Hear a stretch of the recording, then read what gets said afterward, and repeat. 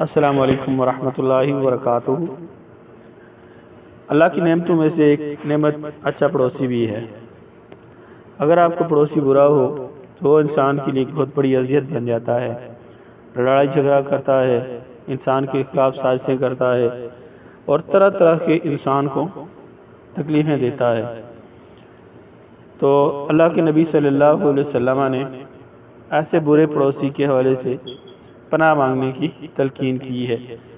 سیدنا ابو ہریرہ رضی اللہ تعالیٰ عنہ اس حدیث کے راوی ہے، سنن نسائی کے اندر یہ حدیث ہے۔ وہ بیان فرماتے ہیں کہ اللہ کے نبی صلی اللہ علیہ وسلم نے فرمایا مستقل رہائش میں برے پڑوسی پہ پناہ مانگنی چاہیے، کیونکہ جہاں پر آپ عارضی طور پہ رکتے ہیں، یہاں پر عارضی طور پہ قیام ہوتے ہیں، اگر وہاں پر آپ کا پڑوسی برا بھی ہو تو اللہ کے نبی اسلام نے کیا فرمایا، عارضی پڑوسی تو جلد ہی بدیر تجھ سے دور ہو جائے گا، لیکن جو آپ کی جائے مقیم ہوتی ہے، جو مستقر رہائش ہوتی ہے، اگر وہاں آپ کا پڑوسی برا ہو تو وہ انسان کے لیے بہت اذیت اور تکلیف کا باعث بنتا ہے۔